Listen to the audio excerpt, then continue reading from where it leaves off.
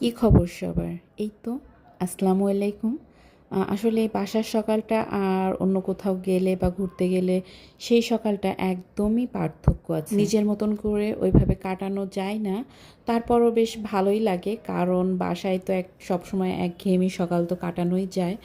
তো আমরা যে হোটেলে ছিলাম, সেখানেই হচ্ছে বেশ ২ দিন মতন ছিলাম। বেশ ভালো লেগেছিল হোটেলটা। তো এরপর আমরা হচ্ছে সকালের ব্রেকফাস্টটা শেষ করে গিয়েছিলাম সমুদ্রের পাড়ে। আর এই তো সমুদ্রের পাড়ে আসলেই যেটা আগে দেখা যায় যে প্লেনগুলা একদম সমুদ্রের উপর থেকে চলে যায়, বেশ ভালো লাগে দেখতে। আর এদিকে সাবা সারারা অনেক মজা করছে। আর হচ্ছে আমি তো আমার যেটা কাজ, একটু ভিডিও করা, একটু ছবি তোলা। আর সব থেকে মজার ব্যাপার হচ্ছে আমার একটু ভয় লাগে, বিশেষ করে সমুদ্রে।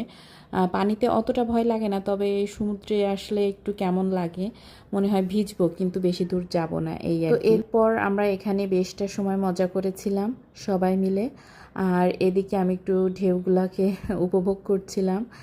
আসলে এই মুহূর্তটা বেশ ভালো লাগে। আর সমুদ্রের পাড়ে আসলে তো মনটা এমনিতেই মনে হয় অনেকটা শান্তি লাগে আর অনেকটা বিশালতা লাগে আর কি। তো এরপর আমি একটু ভিডিওর জন্য ছোটোখাটো শর্ট নিচ্ছিলাম। তারপর আমরা চলে গিয়েছিলাম ইনানিতে, হিমচড়িতে, সেখানেই গিয়েছিলাম। আর এটা কি বলে ঠিক জানা নাই, এটাতে আমার উঠতে বেশ মজা লাগে।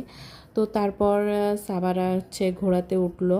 আর দেন আমরা বাসায় চলে আসছি সন্ধ্যার একটু আগেই চলে আসতে পারছিলাম, ঘোরাঘুরি করে, যেহেতু বাচ্চা ছিল সাথে। তো এরপর ভাবলাম একটু কোল্ড ড্রিঙ্কস টাইপের কিছু খাইলে মন্দ হয় না, বাইরে গেলে আমার ওইভাবে খেতে মন চায় না আসলে। তো আমাদের রুমেও একটা ছোট ফ্রিজ ছিল, আর এখানে বিভিন্ন ড্রিঙ্কস ছিল। আমি কিছু আচার এনে রেখেছিলাম, যেটা টিস্যু পেপারে মুড়িয়ে রেখেছি, এটা খাবারের সাথেই দিয়েছিল হোটেলে।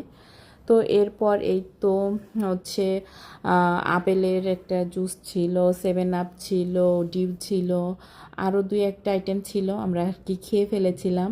তো পানীয় ছিল। হোটেলটার আয়োজনটা বেশ মজার ছিল। তো আমার এই ছোট্ট ভিডিওটি কেমন লাগলো কমেন্ট করে জানাবেন।